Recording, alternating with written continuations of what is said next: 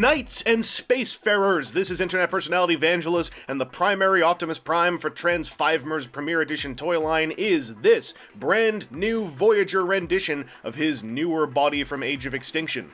Voyagers are more expensive under this branding as well, yet somehow not as painfully marked up as the deluxes. Either way, the box is still a colossally blank disappointment on its backside.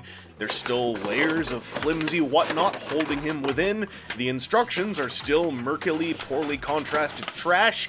But let's talk about the actual toy, yeah?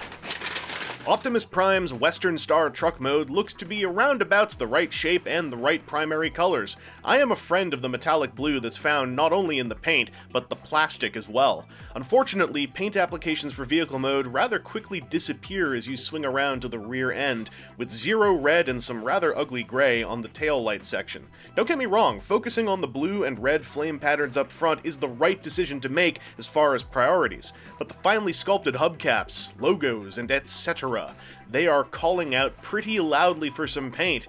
And hey, plenty of fans have taken up brushes of their own, to be sure. There was a time when I'd see a fan-painted copy of this show up on my Twitter feed like once every few days.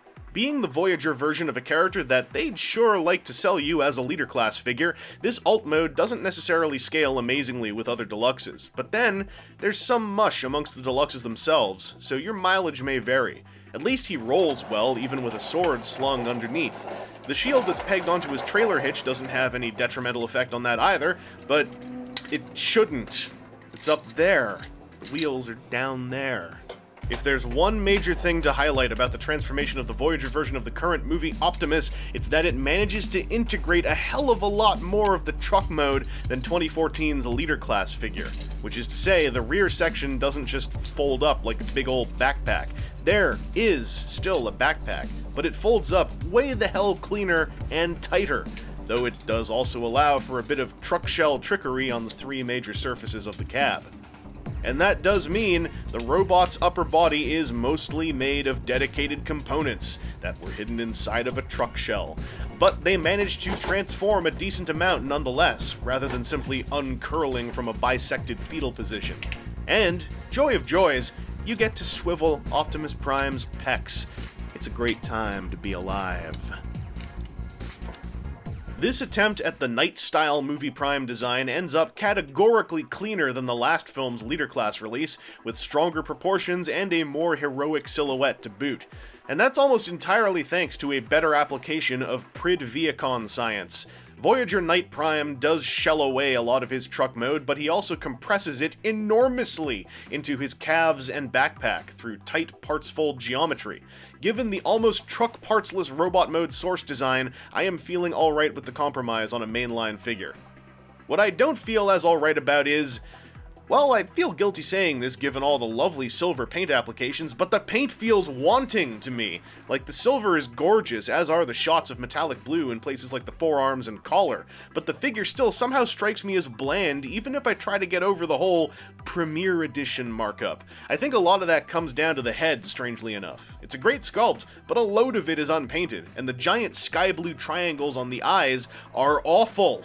Mostly because the sculpt is really well done. The sky blue looks like the result of someone trying to dot the eyes with a huge brush, as the sculpted lids are all caught up in the ink as well, and it's way too clean an application to hope to convince me it's representing some kind of illuminating glow.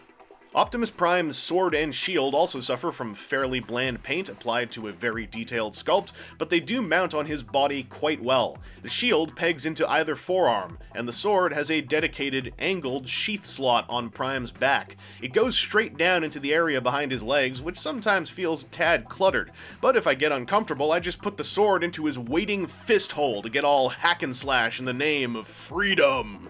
Optimus Prime of the Last Knight has got a ball socket head connection. The ball is actually on the neck and the socket's on his head, so he can look left and right about that much. He can kind of look up and nod a little bit. He can't really tilt his head quizzically, and the whole thing is a touch limited, just due to the collar around his helmet design not being able to get out of the way.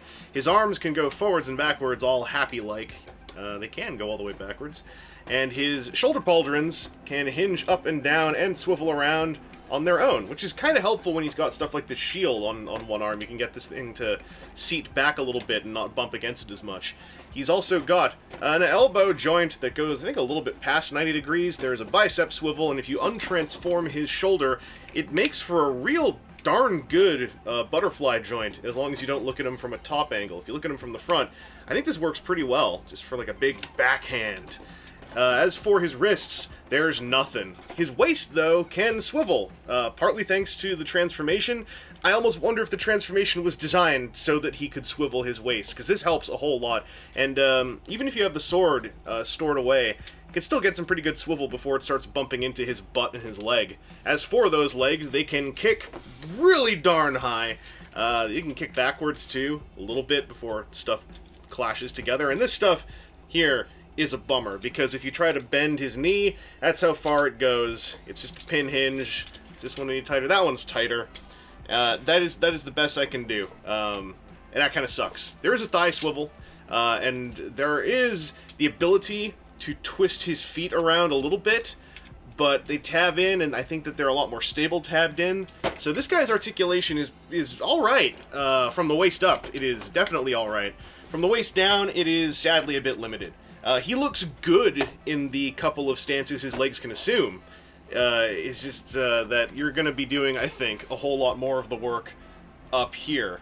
Also, I'd be remiss to not mention, you can have him waggle his pectoral plates to, you know, establish mood or show robot arousal. You're not judging, are you?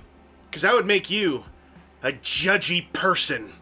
This figure very quickly smacked the Leader Class Age of Extinction Optimus into obscurity as far as I'm concerned. The Voyager version does everything better, barring his height and scale to deluxes, of course. The transformation is one of the best kinds of shell-based conversions, with its happy application of Prid-Viacon science. The robot mode proportions are lovely, and while the articulation suffers in the legs, the entire posability suite is at least on par with, if not better than, the Leader Class version's clunky ratchets. Unfortunately, the Premier Edition markup once again serves only to exacerbate the figure's weaknesses, making the oddly bland paintwork even worse when looking at the total value proposition. Deeper knee bends and some ankle articulation would have pushed the robot mode a little farther to compensate, but as it is, this guy does not manage to breach the raised barrier of Premier Edition pricing.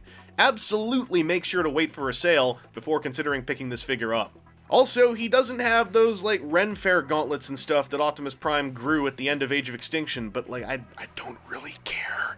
Anyway, this has been Internet Personality Vangelus, and I really hoped Takara Tomy might do a massively painted Armor Knight version of this as a centerpiece Optimus for their version of the line, but they retooled the Leader Class one instead. Oh well.